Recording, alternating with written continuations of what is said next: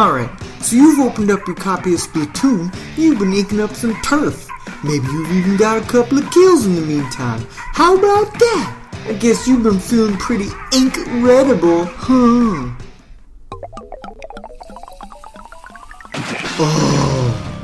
Oh no. Oh, that's ink terrible. Maybe you could do with a few pointers.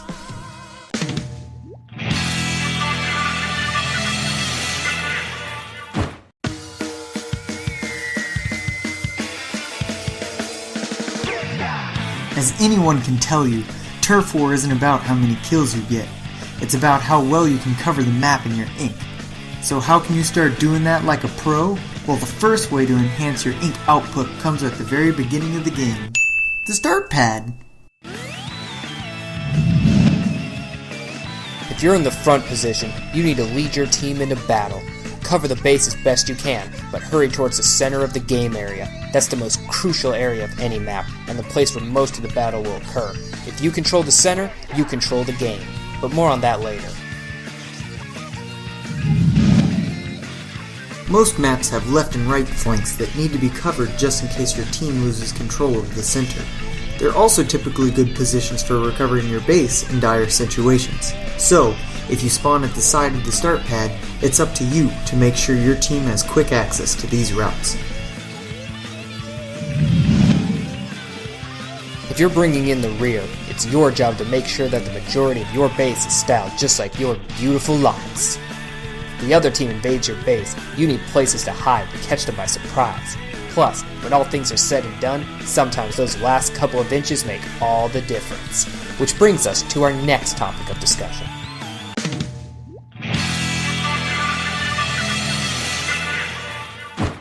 Ugh, my team always does such a bad job of covering the base, and I'm the one who always has to clean it up.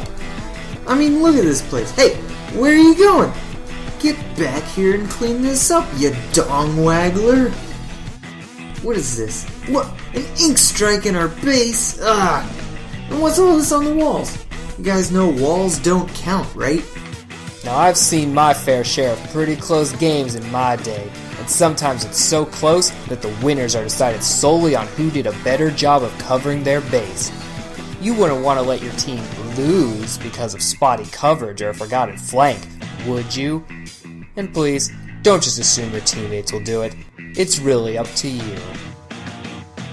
With shooters, don't aim at your feet unless you're standing in enemy territory, because gravity will help your shots get everything in between you and your reticle. You usually want to aim long and make up and down motions with your hands. That's what your mom said last night. With snipers, charged up shots go much farther and have a wider spread than quick bursts, so use those for long paths and always. Use the rapid fire bursts combined with a left to right sweeping motion to cover short paths and make quick work of important areas close to you. As a roller, just do your roller thing. By the way, this goes for any weapon type. If you're not taking enemy ground or inking fresh turf, you should be squidding to recharge your ink and move faster. Now that you've got your base covered, let's move on to the stuff that makes or breaks the win.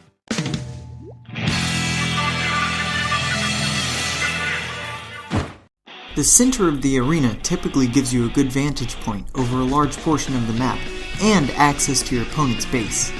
You can use these flanks to sneak in and cause havoc for the other team, but if you lose the center, you're likely to still lose the game. Winning the initial push to the center is not as vital on turf.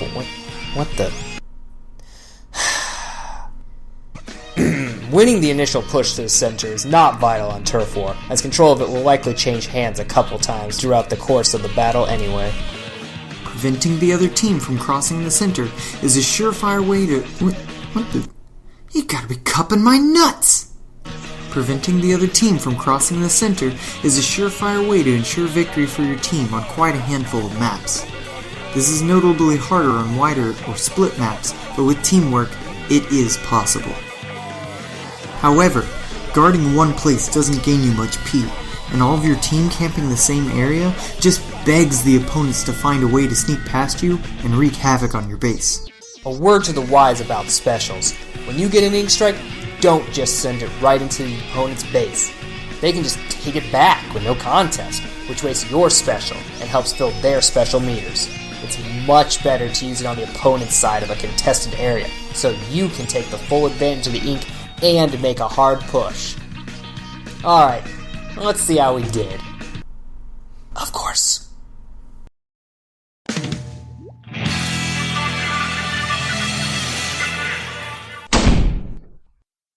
Alright, that's not entirely true, but you definitely shouldn't be going out looking for kills on Turf War. If you do, you'll just waste your whole life covering each other's ink and not making any progress. Sure, killing an opponent will stop them from taking over your territory, but the risk of dying a lot of times isn't worth it when you could be inking enemy turf instead. Killing is like the Jell-O pudding.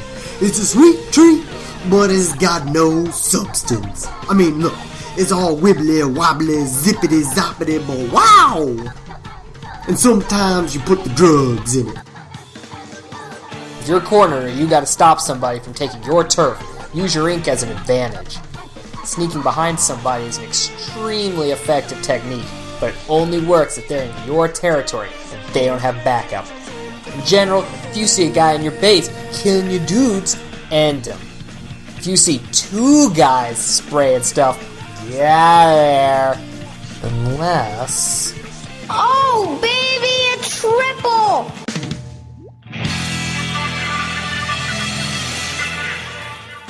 This is it, the last 10 seconds. If you've been saving up an ink strike, now's the time to use it.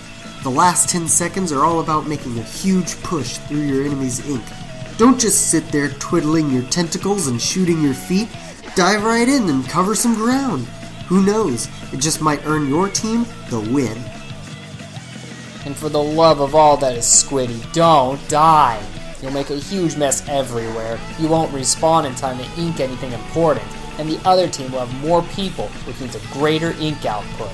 If you have a vantage point on a kill, go for it. But otherwise, it's better to run away and ink something else than risk giving your opponent the advantage.